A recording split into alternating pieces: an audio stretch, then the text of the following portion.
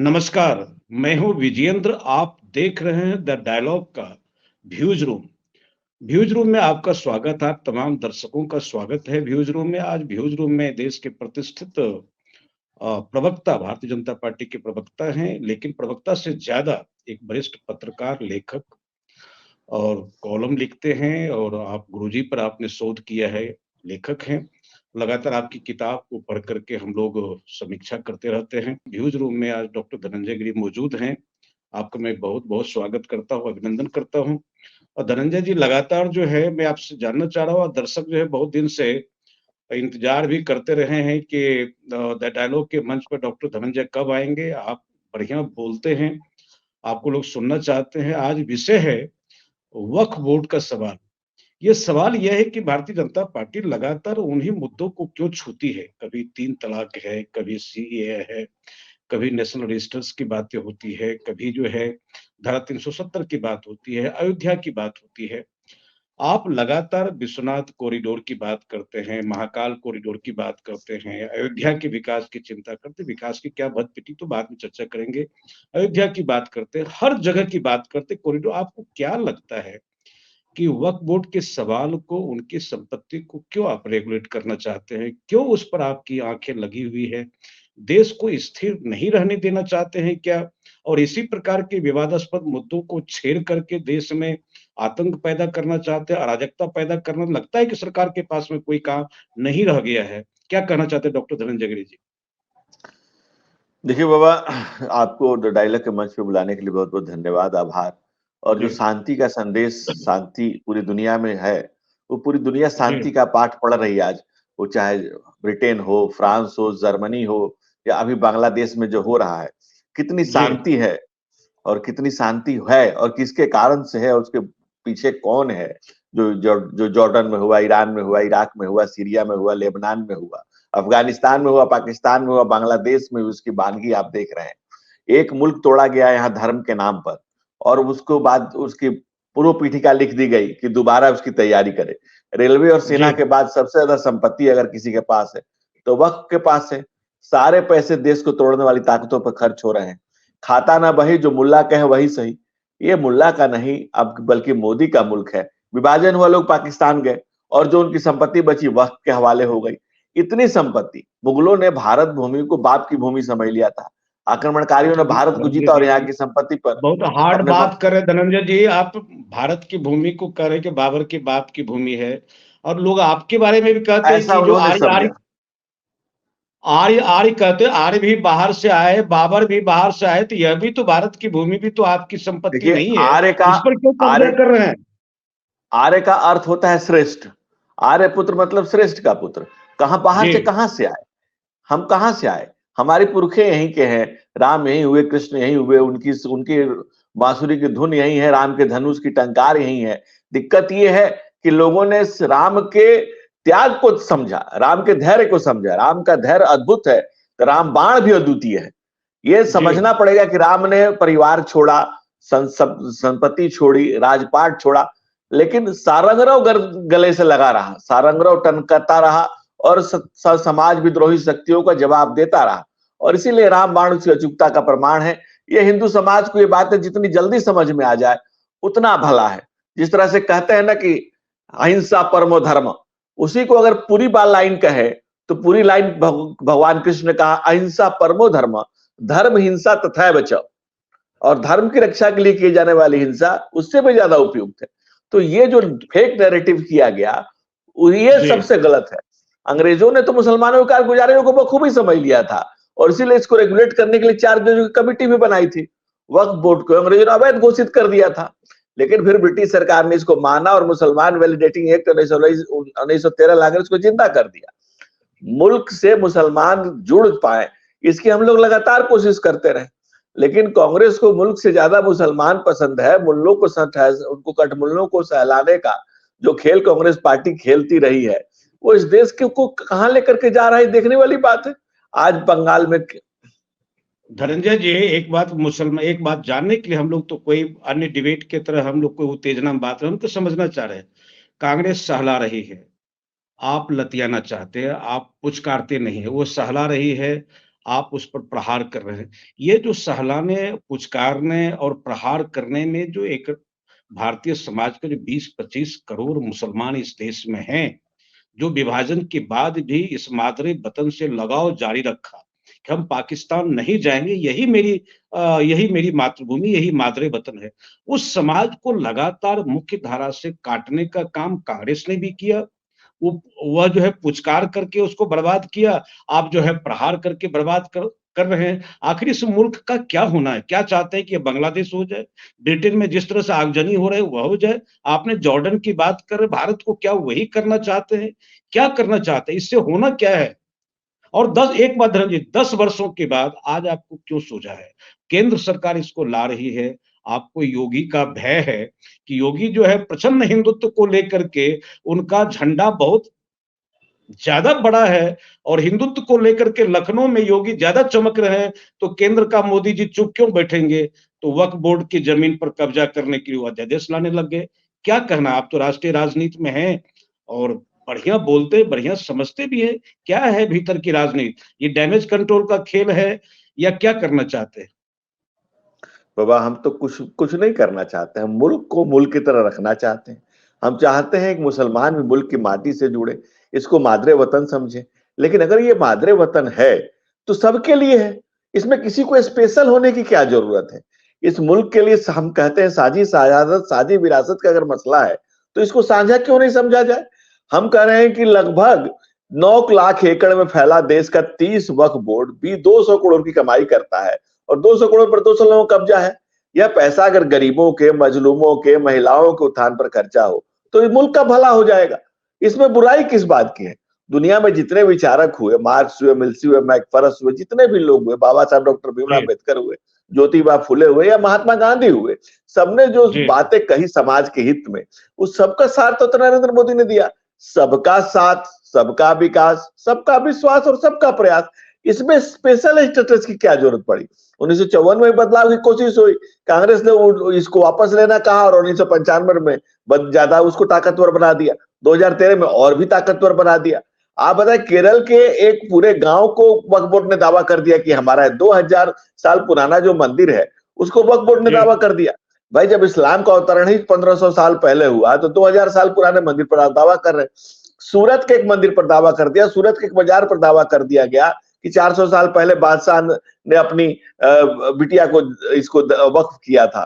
तो ये जो जी, तमाशा चल रहा है कि दुनिया में पर्शिया को ईरान होने में मात्र 30 साल लगे, किसी मुल्क को 70 साल लगे, अलग अलग। लेकिन ये भारत की संस्कृति जो है, भारत की जो अक्षुणता है, उन भाई किसी कुछ लोगों का एजेंडा, मैं आम मुसलमानों की बात नहीं कर रहा, जो मुल्क से जी, जुड़े हुए उनकी बात नहीं कर रहा, लेकिन कुछ लोग जिनका एजेंडा है, जो कहते हैं कि वो दीन इलाही का बेबाक बेड़ा निशा जिसका अक्सा आलम में पहुंचा, मुहज्जम हुआ कोई खतरा न जिसका, न उलझा में टिटका न कुलजा में टिटका, किए जिसने पे जिसने सातों समंदर, वो डूबा दहाने में गंगा के आकर। वो जो गंगा के दहाने में दीन इलाही का बेबाक बेड़ा जो उनका डूबा हुआ है, उसको निकाल करके वो देश को जो डुबाना चाहते हैं, हम उसको बचाना चाहते हैं। हम चाहते हैं ये कि मुसलमान इस माटी से जुड़े, इस मुल्क से जुड़े, इस मुल्क को मातृ वतन समझे और ये सबका वतन है। हम कहां दावा करते हैं? मां पर क्या दावेदारी? मां की सेवा की बात करते हैं। हम किस अधिकार की बात करते हैं? हम तो सेवा के भाव से जुड़े हुए लोग हैं। तन समर्पित, मन समर्पित और यह जीवन समर्पित चाहता हूं देश की धरती तुझे कुछ और भी दू। लेकिन जिसके मन में मुफन्नाफत हो, मक्कारी हो, मुल्क नहीं हो, वो कहेगा कि जमीन हमारी है, इसको वोट दे दो, उसको दे दो। हम कहां किसी को देने की बात करते हैं? धनंजय जी, यही बात अगर देश में परिवर्तन करना चाहते हैं आप, तो एक कॉन्शसनेस होता है कि आप देश में एक जागरण का काम करें, उस समाज को समझाने का काम करें। आपके सहयोगी भी नहीं जानते हैं कि सरकार कब फैसला लेगी। मीडिया से उन्हें खबर मिलती है कि संसद में यह जो है वो बिल आने वाला है, जो वक्फ बोर्ड वाला बिल आने वाला है। यह देश में एक वातावरण बना कर के ताकि कोई प्रतिक्रिया नहीं हो, एक समझ पैदा करके जब आप शल्य चिकित्सा करेंगे तो समाज बेहतर होगा। मकसद आपका है केवल प्रतिक्रिया पैदा करने का। मैं कह रहा हूँ कि जब मंदिर की जमीन इधर के लई बिहार में जब आपकी सरकार नहीं थी, जब नीतीश कुमार आपके बेगाने थे, बेवफा हो गए थे, तब बिहार में मंदिर और मठ को लेकर के जो अध्यादेश लाया, उसमें डाटा आपको मैं बता दूं 24 लाख जो स्थिति है वहां की 27 नहीं, 29 एकड़ जमीन मंदिर और मठ से लेकर के उसको लोक भूमि घोषित किया, तब नीतीश आपके साथ में नहीं है। जब मंदिर की जमीन को लेकर के लोक भूमि बनाया जा सकता है, उस भूमि पर राष्ट्र को मजबूत करने के लिए उद्योग खोले जा सकते हैं, तमाम कुछ किए जा सकते हैं। हम इस बात को कह रहे हैं कि जब मंदिर की जो जमीनें जो बची है साउथ में, आप इधर देखते होंगे न्यूज़ में कि सोना निकल रहा है, जवाहरात निकल रहा है। देश की जो वह संपत्ति है, देश के विकास में संपत्ति लगती तो बेहतर होगा, लेकिन मंदिर के तिजोरी में कैद है, इसको लेकर के आप नहीं बोलते हैं। मंदिरों की हज़ारों एकड़ ज़मीन बिखरी पड़ी है, इसको लेकर के नहीं बेचते। माफिया उस ज़मीन को बेचने का काम करते हैं, उस पर आप एक बार भी बात नहीं करते हैं कि मंदिर में जो इतनी अकूत संपदा है, उसको लेकर के सरकार कुछ नहीं सोचती है, धनंजय जी कुछ नहीं बोलते हैं। वक्फ बोर्ड को लेकर के जब आपकी मंदिर की ज़मीन भगवान के नाम से है, आप मथुरा का भी जो डिबेट है, कई जगह पर कि मंदिर की ज़मीन का मालिक भगवान होगा, तो वक्फ बोर्ड में जो मस्जिद की जो ज़मीन है, उसका भी मालिक खुदा होगा। तो आपको खुदा से क्यों नफ़रत है? जब आप कहते हैं कि एकम जानते सत्य बाबा, विभक्त। सुन लिया मैंने। जी, प्रश्न उत्तर से ज्यादा लंबा होता है वो आपका। सुन लीजिए प्रश्न का। मुझे दिक्कत इस मीडिया से इस बात की है कि जिस देश में 4 लाख मंदिरों के नियंत्रण सरकार के पास है, एक एक मजार का, एक मस्जिद का, एक किसी ऐसे जगहों का, इस्लामिक धर्म जगह का नियंत्रण सरकार के पास नहीं है। क्या 75 साल में इस देश का कोई मीडिया नहीं था जो कहा कि 4 लाख मंदिरों से सरकार 1 लाख रुपए, 1 लाख करोड़ का टैक्स ले रही है और इस देश में अनेक मदरसा मस्जिदों का, मस्जिदों का जाल बिछा हुआ है, उसे 1 रुपया नहीं ले रही। इस पर जी, कभी किसी पत्रकारिता ने सवाल नहीं पूछा। तो मुझे उस जी। पत्रकारिता से ये शर्मसार करने वाली पत्रकारिता है। बिल्कुल, दूसरी बात, बिल्कुल, ये शर्मसार करने वाला है। दूसरा, अगर मंदिरों की जमीन अगर सरकार देश के डेवलपमेंट के काम आ सकती है, तो ये वक्फ बोर्ड की जमीनें क्यों नहीं देश के विकास के काम आनी चाहिए? ये मदरसों की जमीन क्यों नहीं विकास बोर्ड के काम आनी चाहिए? कलमा पढ़ के कोई कलाम तो बनना नहीं, आपको विज्ञान पढ़ना पड़ेगा।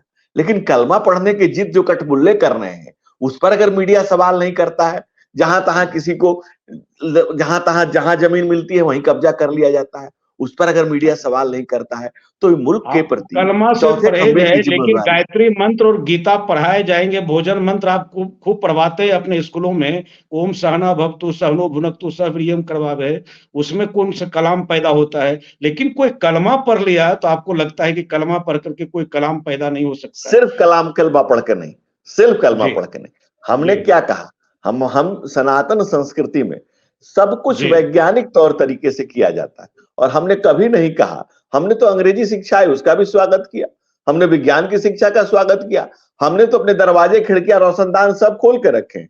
अगर कोई जी। कुपमंडूक बन के रहना चाहता है तो समस्या तो वहां पर होती है। हमने कब किसी को मना किया अंग्रेजी पढ़ने से? हमने कब किसी को कहा किसी भाषा या किसी नॉलेज को लेने इसके लिए? हाँ, लेकिन दुनिया के ऋषियों मनीषियों ने, जर्मनी में जो अभी गॉड पार्टिकल खोजा गया जिस वैज्ञानिक ने, उसने कहा कि हमारी प्रेरणा का केंद्र वेद है, हमारी प्रेरणा के केंद्र तमाम अगर ऋषि महर्षि बताते हैं। और हमारे यहाँ तो ऋचाएं वेद की जो लिखी गई हैं वो विज्ञान जी, के आधारित है, वो सारी खोजे हैं।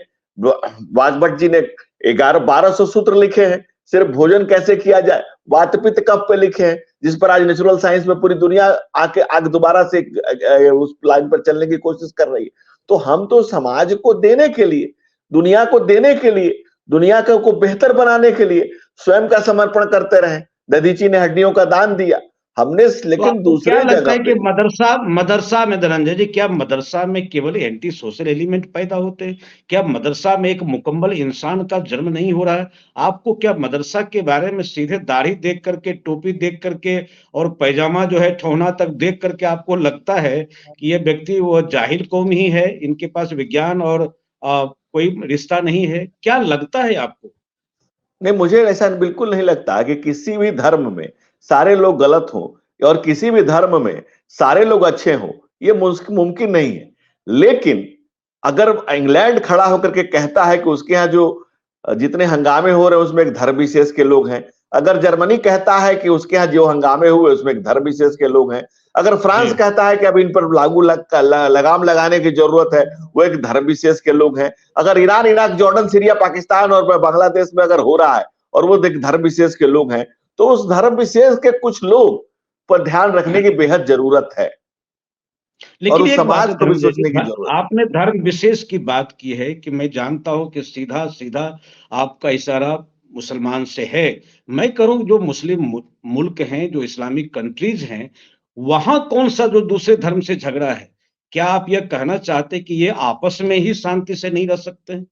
अगर अगर पाकिस्तान में मर रहे हैं, तो कोई यहाँ के तिवारी जी, चौबे जी जाकर के पाकिस्तान में तो नहीं दंगा कर रहे हैं। वहां जी, अब बाबा तो वहां जब मुसलमान जी, आप अलग अलग जगहों पे पहले जी, हिंदू मुसलमान के दंगे कहाँ होते थे? आज से 30 साल 40 साल पहले चले जाइए तो उस समय तो सिया सुन्नी के दंगे होते थे। उनके आपस के ही एक पीढ़ी जो जब से वो इस्लाम प्रादुर्भाव हुआ है, तब से उन्हीं के सेगमेंट से एक लोग छाती पीट रहे हैं, या हुसैन हम नहीं थे। तो हुसैन को करबला में सजदे में किसने मारा? किसी और, कोई और तो खोजने से नहीं गया था। न वहां कोई हिंदुस्तानी था, न कोई गैर मजहबी था, न कोई और व्यक्ति था। अगर उनके अपने लोग ही छाती पीट रहे हैं तब से, या हुसैन हम नहीं थे, तो ये सोचने वाली बात है और ये उनके लिए भी सोचने की बात है। आज की जी, पीढ़ी को, उनकी इस पीढ़ी को भी सोचने की बात है कि जो जी, अच्छी चीजें किसी भी जगह है, उनके यहाँ भी कोई अच्छी चीजें होंगी, जी, हैं, जी, होनी चाहिए, तो उसका ग्रहण करें। काल बाह्य चीजें उसको त्यागे, जो अच्छी चीजें उसको स्वीकार करें। लेकिन नुक्ता नफस जेरो जबर मीटर नहीं बदल सकता है, तो परिस्थितियां तो बदल जाएंगी, सिचुएशन बदलेंगे, तकनीक बदलेगी, समय बदलेगा। आप उसको जी। स्वीकार नहीं करेंगे तो कैसे चलेंगे आगे? एक धनंजय जी, एक प्रश्न और है आपसे कि जैसे कि शंकराचार्य हिंदू समाज के प्रणेता हैं, हिंदू धर्म गुरु कहलाते हैं, वहाँ महिला शंकराचार्य को हम लोगों ने कम देखा और मोदी जी इधर कह रहे हैं कि आपके जो बिल आ रहे हैं, जो वक्फ बोर्ड पर सवाल चल रहा है कि मुस्लिम महिलाओं को भी वक्फ बोर्ड में शामिल किया जाए। ये लगातार कह रहे हैं। अभी जो मैं पढ़ रहा हूँ कि वक्फ बोर्ड में पढ़ी-लिखी महिलाओं को दिया जाए, तो महिलाएँ कम से कम वक्फ बोर्ड की सदस्य होगी, तो उनके बच्चे पत्थरबाज पैदा नहीं होंगे, गलत दिशा पर नहीं जाएँगे।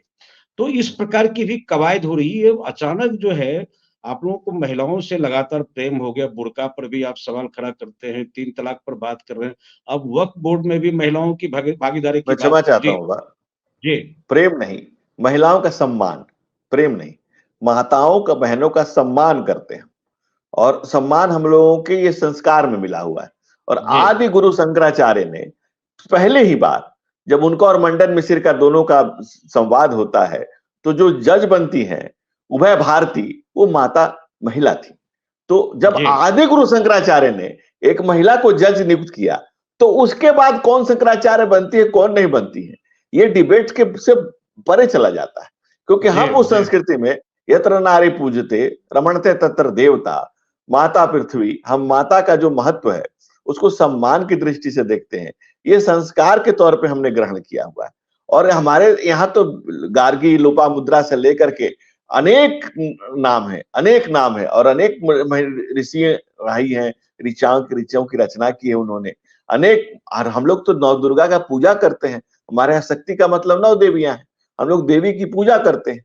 हमारे तो यहाँ कोई वक्फ बोर्ड में भेदभाव जो की तो बात ही महिलाओं को नहीं। ला रहे हैं, तो कहीं ऐसा तो नहीं है कि मुस्लिम समाज के भीतर एक विभाजन स्त्री पुरुष के बीच में कर रहे हैं कि ताकि मुस्लिम महिलाएं खुश हो, वक्फ बोर्ड में लाया जा रहा है, बुर्के से मुक्त कर रहे हैं।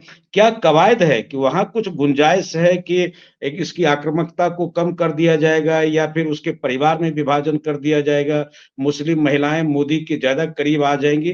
कुछ खेल है क्या इसके पीछे? कुछ पॉलिटिक्स चल रहा है आप लोगों का क्या? एक ही चीज है कि सबको साथ लेकर के चलना है। जो कोई भी पीछे जी, छूटा हुआ है, किसी जात मत वर्ण संप्रदाय का व्यक्ति हो, कोई महिला हो, उसको जैसे 3 तलाक से मुक्ति दिलाई गई महिलाओं के, हम जो इस्लामिक कंट्रीज में भी नहीं है वो भारत में चल रहा है। तो जी। जिसको प्रथाओं से मुक्ति दिलाई जा रही है, अगर महिलाएं रहेंगी तो हम तो पुरुष और प्रकृति के मिलन से सृष्टि को चलने की बात करते हैं। जी, जी, हम तो जी, किसी के साथ कोई भेदभाव रखते नहीं है। और महिलाएं रहेंगी तो अच्छा होगा। जो बच्चियों पर के साथ जो जुल्म हो रहा है, जो जोर जोर जबर किया जा रहा है, इतने समय से उनको दबाया जा रहा है, उन घटनाओं से मुक्ति मिलेगी। और सबको सशक्त करना, और चाहे महिला अधिकार की लाख बातें हो, लेकिन आदरणीय नरेंद्र मोदी जी ने जो महिला शक्ति बंधन अधिनियम लाया, तो पहली बार महिलाएं समाज के प्रथम कदम पर रख रही हैं, अपना समाज में अपनी सहभागिता दे रही हैं। और दोनों को मिला करके अगर समाज चलेगा तो दोनों की पीड़ा को समझा जाएगा कि उनके मन में जी। क्या है, और एक बेहतर समाज की रचना हो सके, एक बेहतरीन समाज बन सके, इसकी प्रयास की जा रही है और इसी कोशिश करनी चाहिए। धनंजय जी, एक अंतिम सवाल आपसे मैं कर रहा हूँ कि आपके जो आप अभी तो दिव्यांग सरकार है यह, आप दो कंधे पर आप जो है, एक तरफ नायडू जी हैं, आप तो बापू की उस भूमिका में हैं, साबरमती के संत हों कि साबरमती के सपूत हों, तो वो ब्रह्मचर्य का प्रयोग करते थे और दो कंधे पर लेकर के चलते थे, और मोदी जी भी, लेकिन वह तो नहीं है, मोदी जी के जीवन में ब्रह्मचर्य के प्रयोग का कोई माहौल नहीं है। लेकिन यह गठबंधन धर्म का कैसे निर्वाह किया जाए, तो उन्होंने दोनों कंधे पर हाथ रखा, नायडू और नीतीश के कंधे पर। ये जो वक्फ बोर्ड के सवाल हैं, जदयू में विरोध हो रहा है, नायडू के यहाँ भी सुगबुगाहट है। आपको लगता है कि अगर इस सवाल पर अगर सरकार अगर तबाह होने लग जाएगी, तो आप विथड्रॉ कर लेंगे कि इसको जारी रखेंगे? विरोध शुरू हो गया देखिए है। देखिए, एक अच्छी चीजें उठाना, अच्छी बातें सबके नॉलेज में लाना और सबको जी, ये बताना कि फैक्ट क्या है, और फैक्ट की सच्चाई की लड़ाई जो होती है उसकी शुरुआत की जाती है। दूसरी बात, आप जो कह रहे हैं कि सरकार हमारी वैसाखियों पर नहीं है, साखियों पर है, भरोसे की सरकार है। ये दुखद दिखद ये भी होता है कि 2004 में मनमोहन सिंह ने 146 के साथ सरकार बनाई थी, तो उनको स्टेबल गवर्नमेंट कहा जाता है। 2009 में उन्होंने जो 206 के साथ सर 206 सीट पर थे और हम 240 सीटों पर हैं, ऑल टाइम उन लोगों जी, से हाई हैं। फिर भी हमें कहा जाता है कि हम बैसाखियों पर हैं, बैसाखियों पर नहीं है, हम अपने विश्वस्त साखियों पर हैं, जिनके साथ हमारा लंबे से नेचुरल अलायंस है। और भाजपा का ही चरित्र है कि 2014 में हम पूर्ण बहुमत में आकर के भी साथियों के साथ थे, 2019 में थम्बिंग मेजोरिटी में भी आकर साथियों के साथ थे, और 2024 में भी साथियों के साथ थे, हैं जी, और आगे भी रहेंगे। और इस देश की जी, जनता के आशीर्वाद से लगातार पहली बार नेहरू जी के बाद कोई प्रधानमंत्री आए हैं, तीसरी बार प्रधानमंत्री के तौर पे। और विषय ये नहीं है कि हम सत्ता में कितने दिन रहेंगे या नहीं रहेंगे, विषय ये है कि हम जन सरोकार में कितने दिन रहेंगे। सत्ता हमारा लक्ष्य नहीं है, सत्ता में हम कभी थे भी नहीं, हम तो लंबे समय तक विपक्ष में रहे जी, और उसकी उसकी बानगी तय की, उसके एक मानक तय किए। हम सत्ता में भी आकर उसके मानक और मूल्य तय कर रहे हैं। लेकिन मुल्क के साथ अगर कोई मुनाफत, कोई मक्कारी हो रही है, कोई गलत चीजें हो रही है, तो उसको सामने लाएंगे। हम लोग जब कहते थे कि सौगंध राम की खाते हैं कि मंदिर वहीं बनाएंगे, लोग कहते थे तारीख नहीं बताएंगे। हमने तारीख भी बताई, मंदिर भी बनाया। लोग कहते थे कि धारा 300, हम कहते थे 370 हटाएंगे, लोग विश्वास नहीं करते थे। लेकिन हम जो कह रहे हैं ये हमारे ऑल टाइम प्रूवन है कि उसको करके जी। दिखाएंगे। समय आने दीजिए, समय का इंतजार करिए। रेलवे और सेना के बाद सबसे अधिक संपत्ति रखने वाले और कितने पाकिस्तान के नारों को जमीन पर उतारने के लिए सहायक रहे वक्फ बोर्ड को हम खत्म करके दिखाएंगे। इस देश की मिट्टी से हम चाहेंगे कि जो मुसलमान इस देश के मिट्टी से जुड़े हों वो मुल्लों से अपनी दूरी बनाए, और इस मुल्क का जो मादरे वतन की मिट्टी है, इसकी जो जमीन है, वो इसके देश के विकास के काम आए। यही बात अगर धनंजय जी चलते-चलते दर्शक को कह दें कि इस देश में जहाँ भी गलत तरीके से भूमि पड़ी हुई है, नाजायज़ कब्ज़ा है, तमाम प्रकार के, चाहे मंदिर की ज़मीन हो, चाहे मठ की ज़मीन हो, चाहे वक़्फ़ की ज़मीन हो, जो अनुपयोगी है, निश्चित रूप से इस ज़मीन को जो है मुक्त करके है और राष्ट्र के विकास में इस भूमि का प्रयोग हो, केवल वक्फ पर नहीं, अड्ड समाज में भी जहां हजारों हजार एकड़ जमीन पड़ी हुई है, कोई काम नहीं हो रहा, उस जमीन पर भी जो है वो राष्ट्र हित के किसी काम के लिए उपक्रम खड़ा हो, कोई प्रकल्प खड़ा हो, यह घोषणा करते तो कम से कम प्रतिक्रिया होती कि यह सरकार समदर्शी है, सर्वस्पर्शी है। लेकिन आप जो लगातार बात कर रहे हैं उसमें आग्रह ज्यादा दिखता है, प्रतिक्रिया ज्यादा दिखती है। जी, कुछ बोल रहे थे। देखिए, जी, बस जमीन तो कोई जायज और नाजायज होती नहीं है, पर भूमि तो हमारे लिए माँ है। माँ कैसे नाजायज हो सकती है? भूमि तो हमें हमारा पालन पोषण करती है, संरक्षण संवर्धन करती है। जी, उस पर नाजायज नजर रखने वाले, उसका उसको गलत तरीके से इस्तेमाल करने वाले, उसको स्वामित्व दावा करने वाले, उन लोगों को उस जो कानून के फर्जी नैरेटिव्स बना करके, जो फर्जी कानून बना करके, फर्जी तरीके से कांग्रेस के कालखंड से जो कुपोषित तरीके से उसको पकड़े हुए हैं, जो उसका फायदा उठा रहे हैं, जो वक्फ के नाम पर अपने परिवार का पेट पाल रहे हैं या जिहादियों को पाल रहे हैं, दिक्कत उनके है। ये नाजायज नजर रखने वाले, ये नाजायज दृष्टि रखने वाले, ये नाजायज काम करने वाले, ये नाजायज सोच रखने वालों पर सरोकार के साथ इस पर रोक लगाने की जरूरत है। धन्यवाद। बहुत बहुत धन्यवाद धनंजय जी, आपने मुझे समय दिया स्टूडियो में, और फिर मैं इसी तरह से सुलगते हुए सामयिक सवालों पर आपसे हम लोग जो है समझ साझा करेंगे, और दर्शक आपसे सीखेंगे, क्योंकि इन दिनों बहुत बढ़िया बोल रहे हैं। इसके लिए बहुत बहुत बधाई ये है सब जब मेरे आप गुरु का मंच पर आशीर्वाद होते है, हैं। कृपा। जी जी जी जी, लगातार दर्शक का यह है कि धनंजय जी इन दिनों बहुत बढ़िया बोल रहे हैं, इसलिए आपके इस विकास को, आपके इस फैलाव को और विस्तीर्ण होते हुए इस व्यक्तित्व को सलाम करते हैं। आप हमारे मंच पर आते रहिए। नमस्ते।